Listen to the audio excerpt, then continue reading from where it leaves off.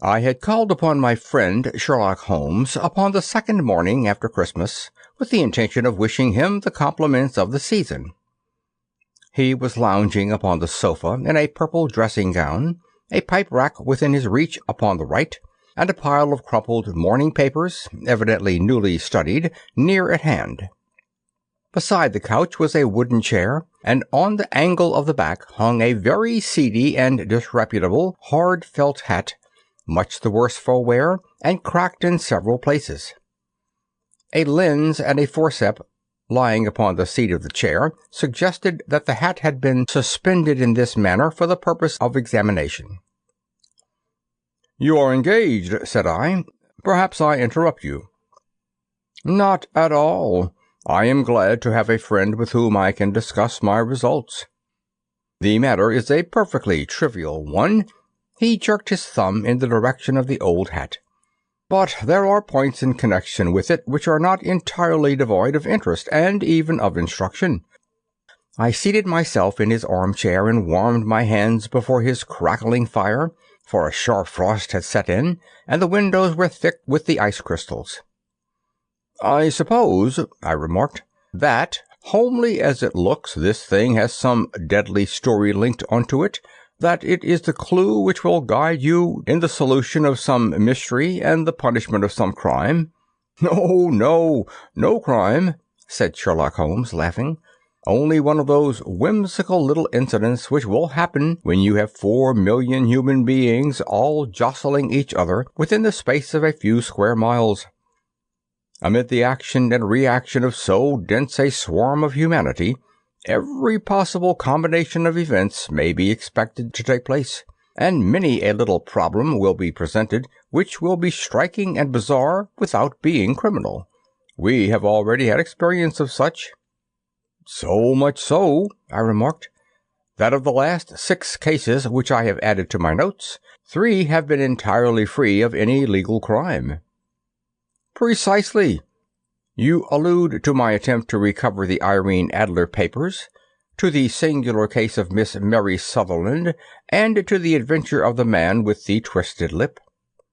Well, I have no doubt that this small matter will fall into the same innocent category. You know Peterson, the commissionaire?" "Yes." "It is to him that this trophy belongs." "It is his hat?" No, he found it. The owner is unknown. I beg that you will look upon it not as a battered billycock, but as an intellectual problem. And first, as to how it came here.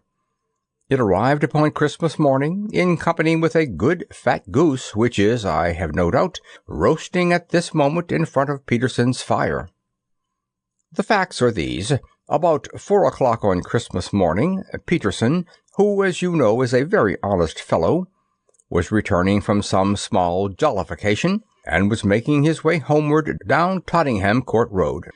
In front of him he saw, in the gaslight, a tallish man walking with a slight stagger, and carrying a white goose slung over his shoulder.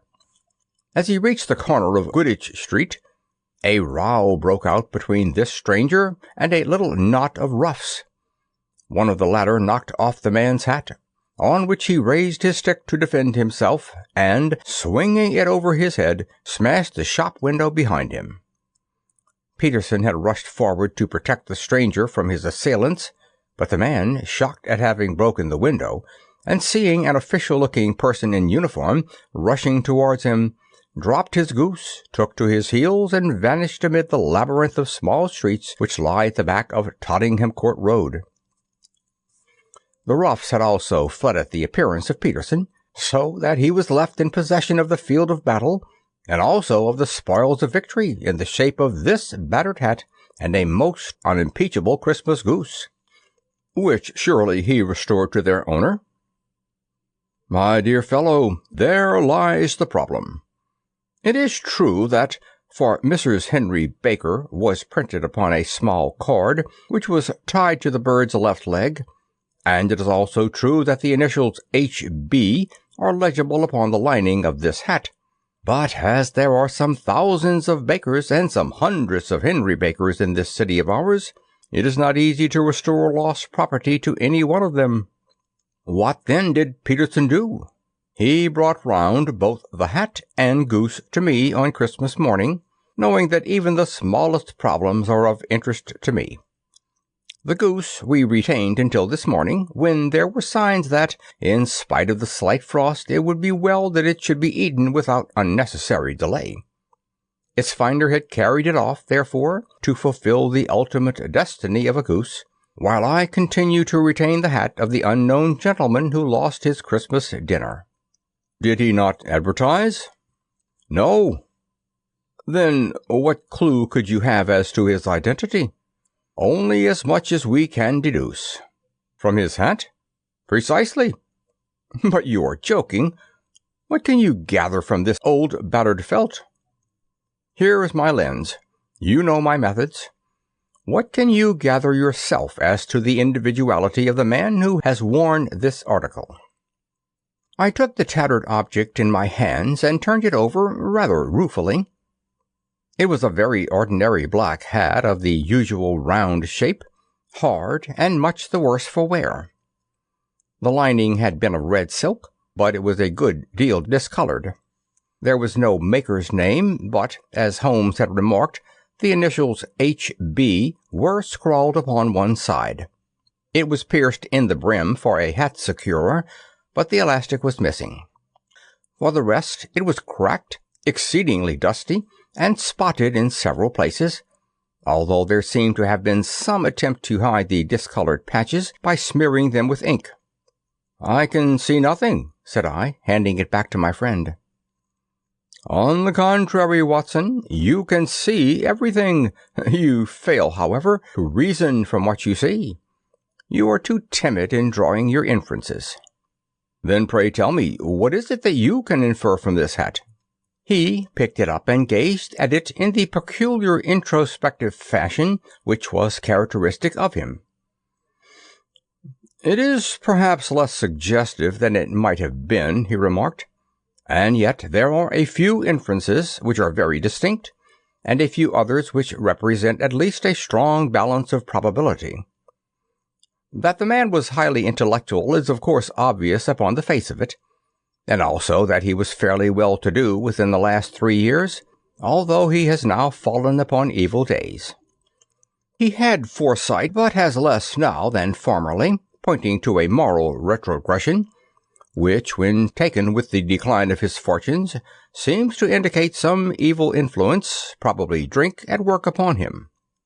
This may account also for the obvious fact that his wife has ceased to love him. My dear Holmes! He has, however, retained some degree of self-respect, he continued, disregarding my remonstrance. He is a man who leads a sedentary life, goes out little, is out of training entirely, is middle-aged, has grizzled hair which he has had cut within the last few days, and which he anoints with lime cream. These are the more patent facts which can be deduced from his hat. Also, by the way, that it is extremely improbable that he has gas laid on in his house.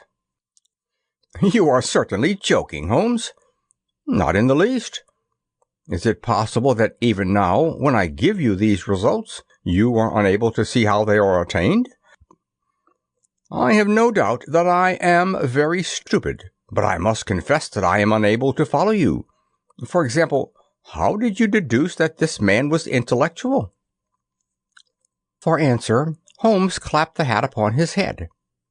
It came right over the forehead and settled upon the bridge of his nose.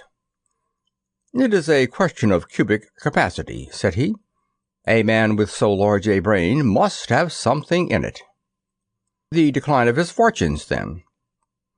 This hat is 3 years old. These flap brims curled at the edge came in then. It is a hat of the very best quality. Look at the band of ribbed silk and the excellent lining. If this man could afford to buy so expensive a hat 3 years ago, and has had no hat since, then he has assuredly gone down in the world.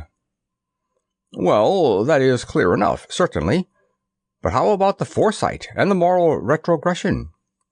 Sherlock Holmes laughed. Here is the foresight, said he, putting his finger upon the little disc and loop of the hat securer. They are never sold upon hats. If this man ordered one, it is a sign of a certain amount of foresight, since he went out of his way to take this precaution against the wind. But since we see that he has broken the elastic and has not troubled to replace it, it is obvious that he has less foresight now than formerly, which is a distinct proof of a weakening nature. On the other hand, he has endeavored to conceal some of these stains upon the felt by daubing them with ink, which is a sign that he has not entirely lost his self-respect. Your reasoning is certainly plausible. The further points, that he is middle-aged, that his hair is grizzled, that it has been recently cut, and that he uses lime cream, are all to be gathered from a close examination of the lower part of the lining. The lens discloses a large number of hair ends, clean cut by the scissors of the barber. They all appear to be adhesive, and there is a distinct odor of lime cream.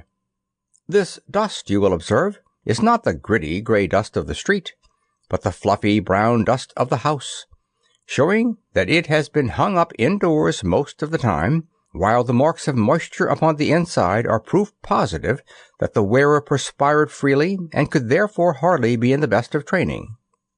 But 'tis wife! You said that she had ceased to love him. This hat has not been brushed for weeks. When I see you, my dear Watson, with a week's accumulation of dust upon your hat, and when your wife allows you to go out in such a state, I shall fear that you also have been unfortunate enough to lose your wife's affection. But he might be a bachelor. Nay, he was bringing home the goose as a peace offering to his wife. Remember the card upon the bird's leg. You have an answer to everything. But how on earth do you deduce that the gas is not laid on in his house? One tallow stain, or even two, might come by chance.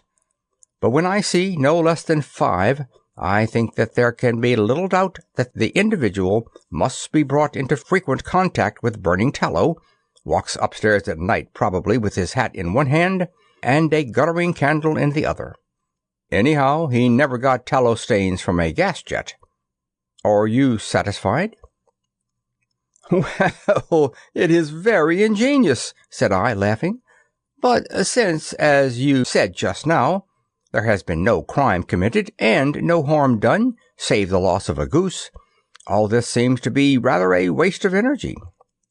Sherlock Holmes had opened his mouth to reply when the door flew open, and Peterson, the commissionaire, rushed into the apartment with flushed cheeks and the face of a man who is dazed with astonishment. "The goose, Mr. Holmes! The goose, sir!" he gasped. "Eh? What of it, then? Has it returned to life and flapped off through the kitchen window?" Holmes twisted himself round upon the sofa to get a fairer view of the man's excited face. "See here, sir! See what my wife found in its crop!" He held out his hand and displayed upon the center of the palm a brilliantly scintillating blue stone, rather smaller than a bean in size, but of such purity and radiance that it twinkled like an electric point in the dark hollow of his hand. Sherlock Holmes sat up with a whistle. "By Jove, Peterson," said he, "this is treasure trove indeed. I suppose you know what you have got? A diamond, sir? A precious stone? It cuts into glass as though it were putty." "It's more than a precious stone. It is the precious stone." "Not the Countess of Morcar's blue carbuncle," I ejaculated. "Precisely so. I ought to know its size and shape, seeing that I have read the advertisement about it in the Times every day lately. It is absolutely unique, and its value can only be conjectured, but the reward offered of £1,000 is certainly not within a 20th part of the market price." £1,000? Great Lord of mercy! The commissionaire plumped down into a chair and stared from one to the other of us. "That is the reward, and I have reason to know that there are sentimental considerations in the background which would induce the Countess to part with half her fortune if she could but recover the gem." "It was lost, if I remember aright, at the Hotel Cosmopolitan," I remarked. "Precisely so, on December 22nd, just 5 days ago. John Horner, a plumber, was accused of having abstracted it from the lady's jewel case. The evidence against him was so strong that the case has been referred to the Assizes. I have some account of the matter here, I believe."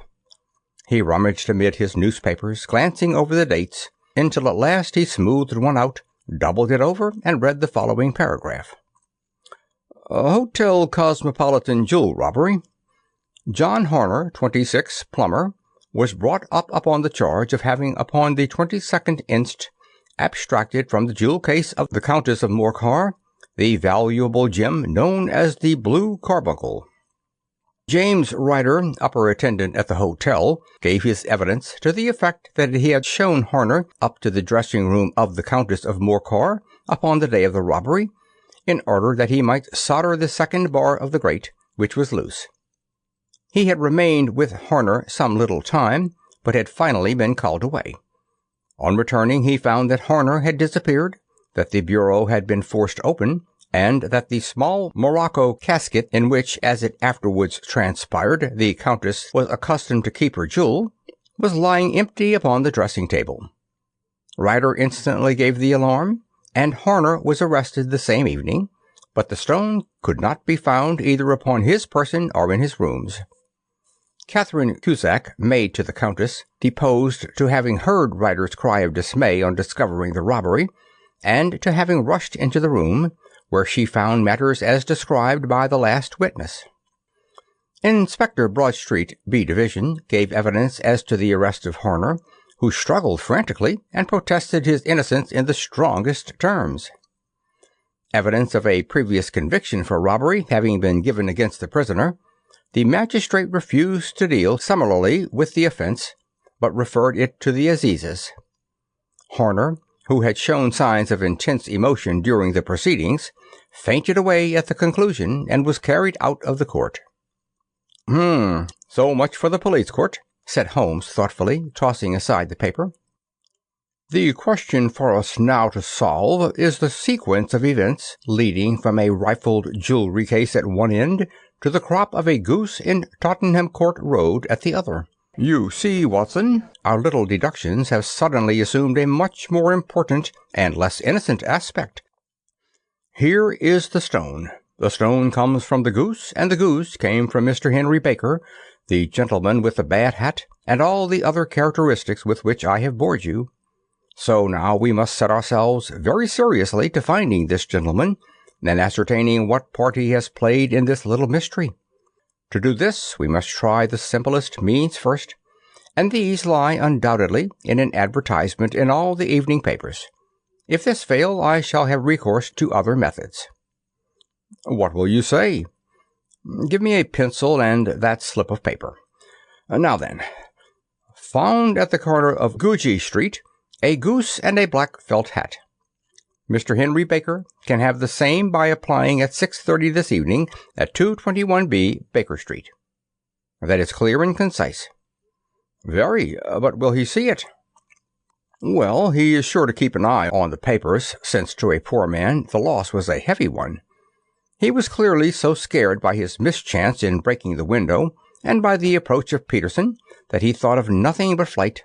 But since then he must have bitterly regretted the impulse which caused him to drop his bird. Then again, the introduction of his name will cause him to see it, for everyone who knows him will direct his attention to it. Here you are, Peterson. Run down to the advertising agency and have this put in the evening papers." "In which, sir?" "Oh, in the Globe, Star, Pall Mall, St. James's Gazette, Evening News, Standard, Echo, and any others that occur to you." "Very well, sir. And this stone?" "Ah, yes, I shall keep the stone." "Thank you. And I say, Peterson, just buy a goose on your way back and leave it here with me, for we must have one to give to this gentleman in place of the one which your family is now devouring." When the commissionaire had gone, Holmes took up the stone and held it against the light. "It's a bonny thing," said he. "Just see how it glints and sparkles. Of course, it is a nucleus and focus of crime. Every good stone is. They are the devil's pet baits. In the larger and older jewels, every facet may stand for a bloody deed. This stone is not yet 20 years old. It was found in the banks of the Amoy River in southern China, and is remarkable in having every characteristic of the carbuncle, save that it is blue in shade instead of ruby red. In spite of its youth, it has already a sinister history. There have been 2 murders, a vitriol throwing, a suicide, and several robberies brought about for the sake of this 40-grain weight of crystallized charcoal. Who would think that so pretty a toy would be a purveyor to the gallows and the prison? I'll lock it up in my strong box now and drop a line to the Countess to say that we have it. Do you think that this man Horner is innocent? I cannot tell. Well then, do you imagine that this other one, Henry Baker, has anything to do with the matter? It is, I think, much more likely that Henry Baker is an absolutely innocent man, who had no idea that the bird which he was carrying was of considerably more value than if it were made of solid gold. That, however, I shall determine by a very simple test if we have an answer to our advertisement. And you can do nothing until then? Nothing. In that case, I shall continue my professional round, but I shall come back in the evening at the hour you have mentioned, for I should like to see the solution to so tangled a business. Very glad to see you. I dine at 7. There is a woodcock, I believe. By the way, in view of recent occurrences, perhaps I ought to ask Mrs. Hudson to examine its crop. I had been delayed at a case, and it was a little after 6:30 when I found myself in Baker Street once more. As I approached the house, I saw a tall man in a Scotch bonnet with a coat which was buttoned up to his chin, waiting outside in the bright semicircle which was thrown from the fanlight. Just as I arrived, the door was opened, and we were shown up together to Holmes's room. "Mr. Henry Baker, I believe," said he, rising from his armchair, and greeting his visitor with the easy air of geniality which he could so readily assume. "Pray take this chair by the fire, Mr. Baker. It is a cold night, and I observe that your circulation is more adopted for summer than for winter. Ah, Watson, you have come just at the right time. Is that your hat, Mr. Baker?" "Yes, sir, that is undoubtedly my hat." He was a large man with rounded shoulders, a massive head, and a broad, intelligent face, sloping down to a pointed beard of grizzled brown. A touch of red in nose and cheeks, with a slight tremor of his extended hand, recalled Holmes's surmise as to his habits. His rusty black frock coat was buttoned right up in front, with the collar turned up, and his lank wrists protruding from his sleeves without a sign of cuff or shirt. He spoke in a slow staccato fashion, choosing his words with care, and gave the impression, generally, of a man of learning and letters, who had had ill usage at the hand of fortune. "We have retained these things for some days," said Holmes, "because we expected to see an advertisement from you giving your address. I am at a loss to know why you did not advertise." Our visitor gave a rather shamefaced laugh. "Shillings have not been so plentiful with me as they once were," he remarked. "I had no doubt that the gang of roughs who assaulted me had carried off both my hat and the bird.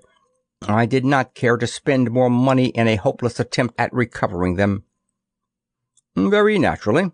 By the way, about the bird, we were compelled to eat it." "To eat it?" Our visitor half rose from his chair in his excitement. "Yes, it would have been of no use to anyone had we not done so. But I presume that this other goose upon the sideboard, which is about the same weight and perfectly fresh, will answer your purpose equally well." "Oh, certainly, certainly," answered Mr. Baker with a sigh of relief. "Of course, we still have the feathers, legs, crop, and so on of your own bird, so if you wish—" The man burst into a hearty laugh. "They might be useful to me as relics of my adventure," said he, "but beyond that I can hardly see what use the disjecta membrae of my late acquaintance are going to be to me. No, sir, I think that, with your permission, I will confine my attentions to the excellent bird which I perceive upon the sideboard." Sherlock Holmes glanced sharply across at me with a slight shrug of his shoulders. "There is your hat, then, and there your bird," said he. "By the way, would it bore you to tell me where you got the other one from? I am somewhat of a fowl fancier, and I have seldom seen a better grown goose." "Certainly, sir," said Baker, who had risen and tucked his newly gained property under his arm. "There are a few of us who frequent the Alpha Inn near the museum. We are to be found in the museum itself during the day, you understand. This year our good host, Windgate by name, instituted a goose club, by which, on consideration of some few pence every week, we were each to receive a bird at Christmas. My pence were duly paid, and the rest is familiar to you. I am much indebted to you, sir, for a Scotch bonnet is fitted neither to my years nor my gravity." With a comical pomposity of manner, he bowed solemnly to both of us, and strode off upon his way. "So much for Mr. Henry Baker," said Holmes, when he had closed the door behind him. "It is quite certain that he knows nothing whatever about the matter. Are you hungry, Watson?" "Not particularly." "Then I suggest that we turn our dinner into a supper, and follow up this clue while it is still hot." "By all means." It was a bitter night, so we drew on our ulsters and wrapped cravats about our throats. Outside, the stars were shining coldly in a cloudless sky, and the breath of the passers-by blew out into smoke like so many pistol shots. Our footfalls rang out crisply and loudly as we swung through the Doctor's Quarter, Wimpole Street, Harley Street, and so through Wigmore Street into Oxford Street. In a quarter of an hour we were in Bloomsbury, at the Alpha Inn, which is a small public house at the corner of one of the streets which turns down into Holborn. Holmes pushed open the door of the private bar and ordered 2 glasses of beer from the ruddy-faced, white-aproned landlord. "Your beer should be excellent, if it is good as your geese," said he. "My geese?" The man seemed surprised. "Yes. I was speaking only half an hour ago to Mr. Henry Baker, who was a member of your goose club." "Ah, yes, I see. But you see, sir, them's not our geese." "Indeed? Whose, then?" "Well, I got the 2 dozen from a salesman in Covent Garden." "Indeed? I know some of them. Which was it?" "Brackenridge is his name." "Ah, I don't know him. Well, here's your good health, landlord, and prosperity to your house. Good night." "Now for Mr. Breckenridge," he continued, buttoning up his coat as we came out into the frosty air. "Remember, Watson, that though we have so homely a thing as a goose at one end of this chain, we have at the other a man who will certainly get 7 years penal servitude unless we can establish his innocence. It is possible that our inquiry may but confirm his guilt. But in any case, we have a line of investigation which has been missed by the police, and which a singular chance has placed in our hands. Let us follow it out to the bitter end. Face to the south, then, and quick march." We passed across Holborn, down Endell Street, and so through a zigzag of slums to Covent Garden Market. One of the largest stalls bore the name of Brackenridge upon it, and the proprietor, a horsey-looking man, with a sharp face and trim side whiskers, was helping a boy to put up the shutters. "Good evening. It's a cold night," said Holmes. The salesman nodded and shot a questioning glance at my companion. "Sold out of geese, I see," continued Holmes, pointing at the bare slabs of marble. "Let you have 500 tomorrow morning." "That's no good." "Well, there are some on the stall with a gas flare." "Ah, but I was recommended to you." "Who by?" "The landlord of the Alpha." "Oh, yes, I sent him a couple of dozen." "Fine birds they were, too. Now, where did you get them from?" To my surprise, the question provoked a burst of anger from the salesman. "Now then, mister," said he, with his head cocked and his arms akimbo, "what are you driving at? Let's have it straight now." "It's straight enough. I should like to know who sold you the geese which you supplied to the Alpha." "Well, then, I shan't tell you. So now." "Oh, it's a matter of no importance, but I don't know why you should be so warm over such a trifle." Warm? You'd be as warm, maybe, if you were as pestered as I am. When I pay good money for a good article, there should be an end of the business. But it's, where are the geese, and who did you sell the geese to, and what will you take for the geese? One would think they were the only geese in the world, to hear the fuss that is made over them. Well, I have no connection with any other people who have been making inquiries, said Holmes carelessly. If you won't tell us, the bet is off, that is all. But I'm always ready to back my opinion as a matter of fowls, and I have a fiver on it that the bird I ate is country bred. Well, then you've lost your fiver, for it's town bred, snapped the salesman. It's nothing of the kind. I say it is. I don't believe it. Do you think you know more about fowls than I, who have handled them ever since I was a nipper? I tell you, all those birds that went to the Alpha were town bred. You'll never persuade me to believe that. Will you bet, then? It's merely taking your money, for I know I am right, but I'll have a sovereign on with you, just to teach you not to be obstinate. The salesman chuckled grimly. Bring me the books, Bill, said he. The small boy brought round a small, thin volume and a great greasy-backed one, laying them out together beneath the hanging lamp.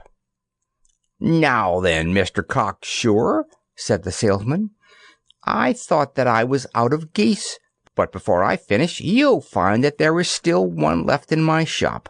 You see this little book? Well, that is the list of the folks from whom I buy. Do you see? Well, then, here on this page are the country folk, and the numbers after their names are where their accounts are in the big ledger. Now then, you see this other page in red ink? Well, that is a list of my town suppliers. Now, look at that third name. Just read it out to me. Mrs. Oakshott, 117 Brixton Road, 249, read Holmes. Quite so. Now turn that up in the ledger. Holmes turned to the page indicated. Here you are. Mrs. Oakshott, 117 Brixton Road, egg and poultry supplier. Now then, what's the last entry? December 22nd, 24 geese at 7 shillings 6pence. Quite so. There you are, and underneath, sold to Mr. Windigate at the Alpha at 12 shillings. What have you to say now? Sherlock Holmes looked deeply chagrined. He took a sovereign from his pocket and threw it down upon the slab, turning away with the air of a man whose disgust is too deep for words. A few yards off he stopped under a lamp-post and laughed in the hearty, noiseless fashion which was peculiar to him. When you see a man with whiskers of that cut, and the pink 'un protruding out of his pocket, you can always draw him by a bet, said he. I dare say that if I had put £100 down in front of him, that man would not have given me such complete information as was drawn from him by the idea that he was doing me on a wager. Well, Watson, we are, I fancy, nearing the end of our quest, and the only point which remains to be determined is whether we should go on to this Mrs. Oakshott tonight, or whether we should reserve it for tomorrow. It is clear from what that surly fellow said that there are others beside ourselves who are anxious about the matter, and I should— His remarks were suddenly cut short by a loud hubbub which broke out from the stall which we had just left. Turning round, we saw a little rat-faced fellow standing in the centre of the circle of yellow light which was thrown by the swinging lamp, while Breckenridge, the salesman, framed in the door of his stall, was shaking his fists fiercely at the cringing figure.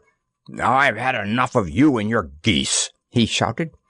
"I wish you were all at the devil together. If you come pestering me any more with your silly talk, I'll set the dog at you. You bring Mrs. Oakshott here, and I'll answer her. But what have you got to do with it? Did I buy the geese off you?" "No, but one of them was mine all the same," whined the little man. "Well, then ask Mrs. Oakshott for it." "She told me to ask you."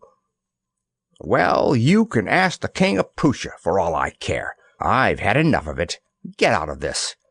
He rushed fiercely forward, and the inquirer flitted away into the darkness. "Ha! This may save us a visit to Brixton Road," whispered Holmes. "Come with me, and we will see what is to be made of this fellow." Striding through the scattered knots of people who lounged round the flaring stalls, my companion speedily overtook the little man and touched him upon the shoulder. He sprang round, and I could see in the gaslight that every vestige of color had been driven from his face. "Who are you, then? What do you want?" he asked in a quavering voice. "You will excuse me," said Holmes blandly, "but I could not help overhearing the questions which you put to the salesman just now. I think that I could be of assistance to you." "You? Who are you? How could you know anything about the matter?" "My name is Sherlock Holmes.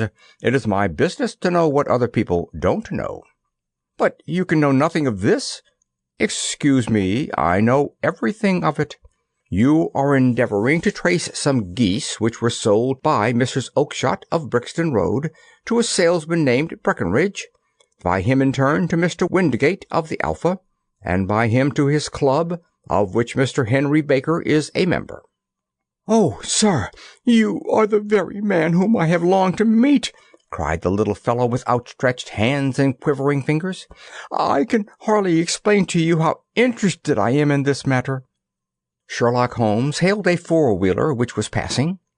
"In that case, we had better discuss it in a cozy room rather than in this wind-swept market-place," said he. "But pray tell me, before we go farther, who is it that I have the pleasure of assisting?" The man hesitated for an instant. "My name is John Robinson," he answered with a sidelong glance.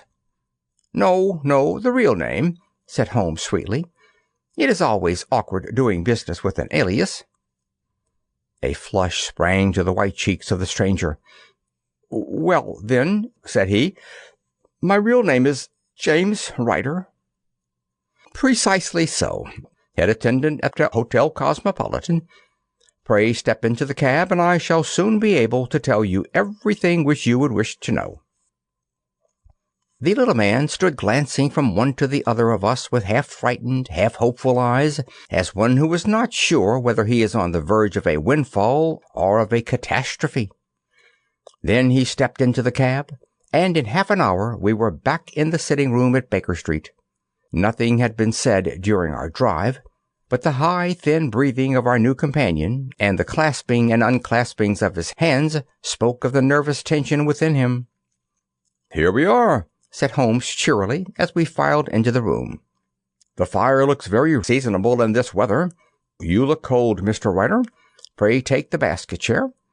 I will just put on my slippers before we settle this little matter of yours. Now then, you want to know what became of those geese?" "Yes, sir." "Or rather, I fancy, of that goose. It was one bird, I imagine, in which you were interested, white with a black bar across the tail?" Ryder quivered with emotion. "Oh, sir," he cried, "can you tell me where it went to?" "It came here." "Here?" "Yes, and a most remarkable bird it proved. I don't wonder that you should take an interest in it. It laid an egg after it was dead. The bonniest, brightest little blue egg that ever was seen. I have it here in my museum." Our visitor staggered to his feet and clutched the mantelpiece with his right hand. Holmes unlocked his strong box and held up the blue carbuncle, which shone out like a star with a cold, brilliant, many-pointed radiance. Ryder stood glaring with a drawn face, uncertain whether to claim or to disown it. "The game's up, Ryder," said Holmes quietly. "Hold up, man, or you'll be into the fire. Give him an arm back into his chair, Watson. He's not got blood enough to go in for felony with impunity. Give him a dash of brandy. So. Now he looks a little more human. What a shrimp it is, to be sure." For a moment he had staggered and nearly fallen, but the brandy brought a tinge of color into his cheeks, and he sat staring with frightened eyes at his accuser. I have almost every link in my hands, and all the proofs which I could possibly need, so there is little which you need tell me. Still, that little may as well be cleared up to make the case complete. You had heard, Ryder, of this blue stone of the Countess of Morcar's? It was Catherine Cusack who told me of it, said he in a crackling voice. I see, her ladyship's waiting-maid. Well, the temptation of sudden wealth so easily acquired was too much for you, as it has been for better men before you. But you were not very scrupulous in the means you used. It seems to me, Ryder, that there is the making of a very pretty villain in you. You knew that this man Horner, the plumber, had been concerned in such matters before, and that suspicion would rest the more readily upon him. What did you do then? You made some small job in my lady's room, you and your confederate Cusack, and you managed that he should be the man sent for. Then, when he had left, you rifled the jewel case, raised the alarm, and had this unfortunate man arrested. You then— Ryder threw himself down suddenly upon the rug and clutched at my companion's knees. "For God's sake, have mercy!" he shrieked. "Think of my father, of my mother. It would break their hearts. I never went wrong before. I never will again. I swear it. I'll swear it on a Bible. Oh, don't bring it into court. For Christ's sake, don't." "Get back into your chair," said Holmes sternly. "It is very well to cringe and crawl now, but you thought little enough of this poor Horner in the dock for a crime of which he knew nothing." "I will fly, Mr. Holmes. I will leave the country, sir. Then the charge against him will break down." We will talk about that. But now let us hear a true account of the next act. How came the stone into the goose, and how came the goose into the open market? Tell us the truth, for there lies your only hope of safety." Ryder passed his tongue over his parched lips. "I will tell you it just as it happened, sir," said he. "When Horner had been arrested, it seemed to me that it would be best for me to get away with the stone at once, for I did not know at what moment the police might not take it into their heads to search me in my room. There was no place about the hotel where it would be safe. I went out as if on some commission, and I made for my sister's house. She had married a man named Oakshott and lived in Brixton Road, where she fattened fowls for the market.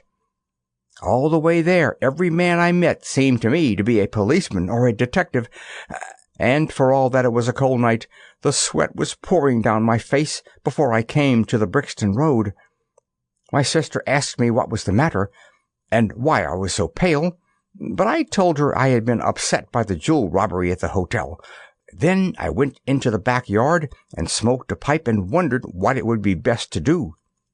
I had a friend once called Maudsley, who went to the bad, and he had just been serving his time in Pentonville. One day he had met me and fell into talk about the ways of thieves and how they get rid of what they stole. I knew that he would be true to me, for I knew one or two things about him. So I made up my mind to go right on to Kilburn, where he lived, and take him into my confidence.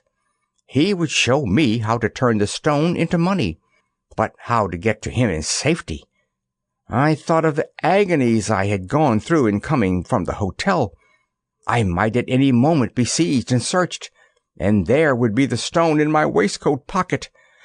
I was leaning against the wall at the time and looked at the geese which were waddling round my feet, and suddenly an idea came into my head which showed me how I could beat the best detective that ever lived. My sister had told me some weeks before that I might have the pick of her geese for a Christmas present, and I knew that she was always as good as her word. I would take my goose now, and in it I would carry my stone to Kilburn. There was a little shed in the yard, and behind this I drove one of the birds, a fine big one, white with a barred tail. I caught it, and prying its bill open, I thrust the stone down its throat as far as my finger could reach. The bird gave a gulp, and I felt the stone pass along its gullet and down into its crop. But the creature flapped and struggled, and out came my sister to know what was the matter. As I turned to speak to her, the brute broke loose and fluttered off among the others. "Whatever were you doing with that bird, Jim?" said she. "Well," said I, "you said you'd give me one for Christmas, and I was feeling which was the fattest." "Oh," says she, "we've set yours aside for you. Jem's bird, we call it. It's the big white one over yonder. There's 26 of them, which makes one for you and one for us and 2 dozen for the market." "Thank you, Maggie," says I, "but if it is all the same to you, I'd rather have that one I was handling just now." "The other is a good 3 pound heavier," said she, "and we fattened it expressly for you." "Never mind, I'll have the other, and I'll take it now," said I. "Oh, just as you like," said she, a little huffed. "Which is the one you want, then?" "The white one with the barred tail, right in the middle of the flock." "Oh, very well. Kill it and take it with you." Well, I did what she said, Mr. Holmes, and I carried the bird all the way to Kilburn. I told my pal what I had done, for he was a man that it was easy to tell a thing like that to. He laughed until he choked, and we got a knife and opened the goose. My heart turned to water, for there was no sign of the stone, and I knew that some terrible mistake had occurred. I left the bird, rushed back to my sisters, and hurried into the backyard. There was not a bird to be seen there. "Where are they all, Maggie?" I cried. "Gone to the dealers, Jen." "Which dealers?" "Breckenridge, of Covent Garden." "But was there another with a barred tail?" I asked. "The same as the one I chose?" "Yes, Jim, there were 2 barred-tailed ones, and I could never tell them apart." Well, then, of course, I saw it all, and I ran off as hard as my feet would carry me to this man Breckenridge, but he had sold the lot at once, and not one word would he tell me as to where they had gone. You heard him yourselves tonight. Well, he has always answered me like that. My sister thinks that I am going mad. Sometimes I think that I am myself, and now I am myself a branded thief without ever having touched the wealth for which I sold my character. God help me! God help me!" He burst into convulsive sobbing, with his face buried in his hands. There was a long silence, broken only by his heavy breathing and by the measured tapping of Sherlock Holmes's finger-tips upon the edge of the table. Then my friend rose and threw open the door. "Get out," said he. "What, sir? Oh, heaven bless you!" "No more words. Get out." And no more words were needed. There was a rush, a clatter upon the stairs, the bang of a door, and the crisp rattle of running footsteps from the street. "After all, Watson," said Holmes, reaching up his hand for his clay pipe, "I am not retained by the police to supply their deficiencies. If Horner were in danger, it would be another thing, but this fellow will not appear against him, and the case must collapse. I suppose that I am now commuting a felony, but it is just possible that I am saving a soul. This fellow will not go wrong again. He is too terribly frightened. Send him to the jail now, and you make him a jailbird for life. Besides, it is the season of forgiveness. Chance has put in our way a most singular and whimsical problem, and its solution is its own reward. If you will have the goodness to touch the bell, Doctor, we will begin another investigation, in which also a bird will be the chief feature."